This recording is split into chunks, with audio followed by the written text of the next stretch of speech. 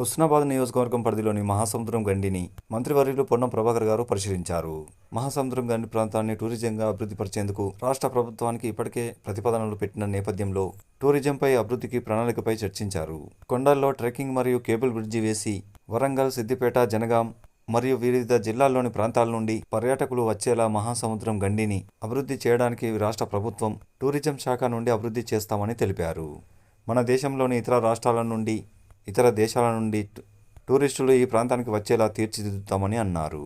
పచ్చని ఆహ్లాదకరమైన వాతావరణంలో చుట్టూ కొండల మధ్య మహాసముద్రం గండి ఆకర్షణీయంగా ఉందని, దీనిని ఇంకా అభివృద్ధి చేస్తే మరింత ఆకర్షణీయంగా టూరిస్టులను ఆకట్టుకుంటుందని అన్నారు. ఈ కార్యక్రమంలో వీరితో పాటుగా కాంగ్రెస్ పార్టీ సీనియర్ నాయకులు పొన్నం సత్యంగౌడ్ గారు, స్థానిక కాంగ్రెస్ పార్టీ నేతలు, అధికారులు, స్థానిక ప్రజలు తదితరులు పాల్గొన్నారు.